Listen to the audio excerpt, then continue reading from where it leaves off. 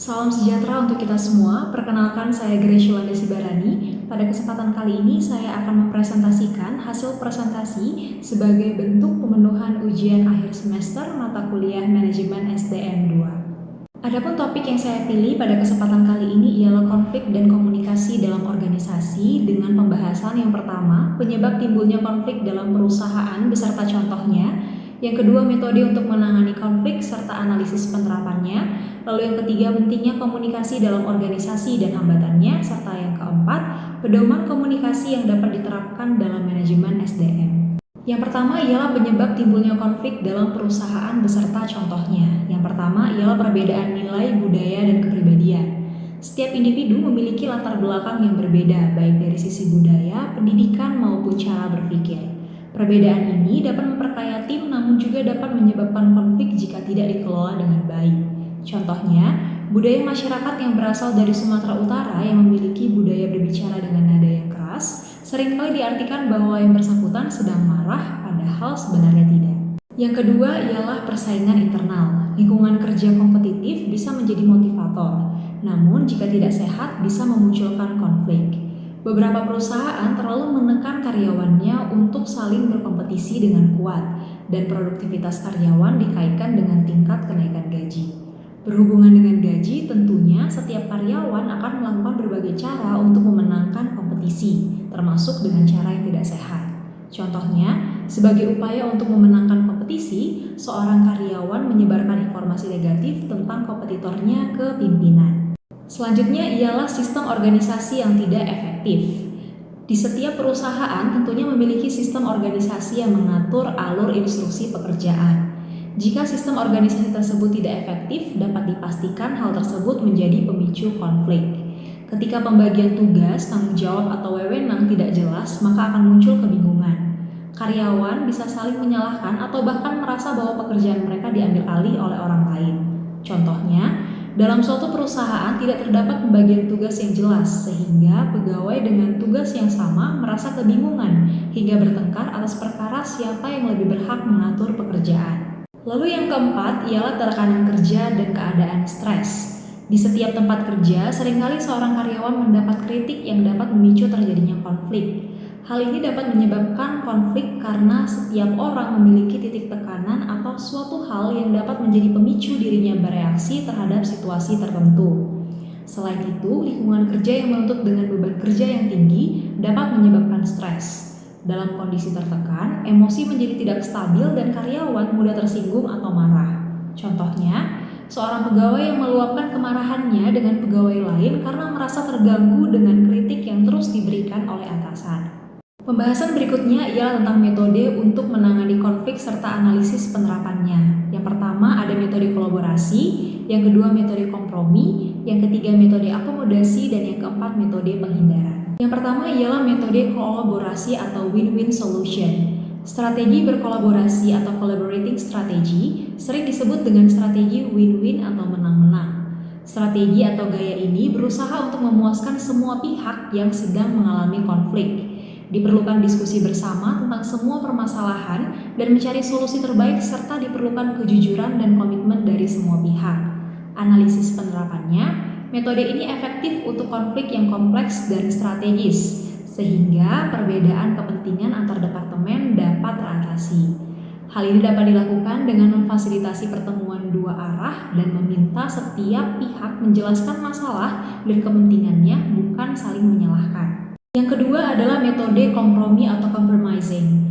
Gaya penyelesaian konflik dengan strategi berkompromi ini adalah strategi yang menggunakan pendekatan lose-lose atau kalah-kalah, di mana semua pihak yang sedang dalam konflik bersedia untuk mengalah atau tidak mendapatkan apa yang sebenarnya mereka inginkan demi menjaga hubungan dan kepentingan bersama.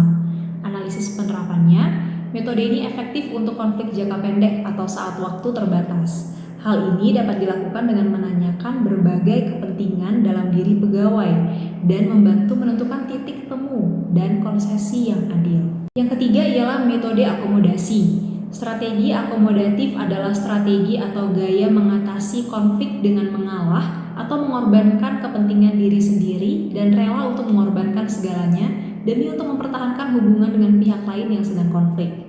Strategi ini akan lebih efektif apabila pihak lain yang sedang konflik tersebut adalah lebih profesional atau memiliki solusi yang lebih baik dalam mengatasi suatu masalah yang terjadi. Analisis penerapannya, metode ini efektif ketika kesamaan semua pihak lebih penting atau ketika tujuan bersama lebih penting daripada masalah yang terjadi. Hal ini dapat dilakukan dengan melakukan evaluasi apakah konflik sepadan untuk diperjuangkan dan mengkomunikasikan pengorbanan dengan cara yang positif. Yang keempat adalah metode penghindaran. Strategi avoiding atau strategi menghindari adalah strategi yang menghindari pengambilan keputusan dalam bentuk apapun dalam sebuah konflik. Strategi ini hanya dapat digunakan apabila suatu permasalahan yang menimbulkan konflik tersebut adalah kurang penting. Biasanya orang yang menggunakan strategi ini akan berharap masalah akan terselesaikan dengan sendirinya. Analisis penerapannya, metode ini efektif ketika mengetahui bahwa terdapat orang yang lebih baik untuk menyelesaikan konflik ini dengan cara yang lebih baik. Hal ini dapat dilakukan dengan cara menilai waktu yang tepat untuk menyelesaikan konflik dan menunda jika merasa belum tepat dengan pernyataan tegas serta menjadwalkan diskusi lanjutan. Selanjutnya ialah pentingnya komunikasi dalam organisasi, yaitu yang pertama ialah meningkatkan motivasi dengan menginformasikan dan mengklarifikasi karyawan dengan tugas yang harus dilakukan, dengan cara mereka melakukan tugas dan bagaimana meningkatkan kinerja mereka jika tidak sesuai dengan target. Lalu yang kedua ialah mengarahkan organisasi ke tujuan bersama. Komunikasi dapat menyampaikan visi, misi, dan strategi perusahaan kepada seluruh anggota organisasi sehingga pegawai dapat bergerak ke arah yang sama. Lalu yang ketiga, mencegah konflik dan menyelesaikan konflik. Komunikasi terbuka dapat menyelesaikan kesalahpahaman sebelum membesar menjadi konflik, dan ketika konflik sudah terjadi, maka komunikasi berperan sebagai alat pemulih hubungan dan pencari solusi. Selanjutnya ialah hambatan komunikasi dalam organisasi. Yang pertama ialah penyaringan. Kesengajaan komunikator memanipulasi informasi agar menjadi lebih nyaman didengar oleh komunikan. Dalam konteks organisasi, penyaringan seringkali dilakukan bawahan kepada atasan saat berkomunikasi. Semakin banyak tingkatan vertikal dalam hierarki organisasi, maka semakin banyak pula peluang terjadinya penyaringan. Yang kedua adalah emosi. Perasaan ketika melakukan komunikasi akan mempengaruhi cara seseorang menerjemahkan pesan yang terkandung. Oleh sebab itu, penting untuk menghindari emosi negatif karena akan ada kecenderungan mengubah proses berpikir menjadi subjektif. Lalu yang ketiga ialah bahasa.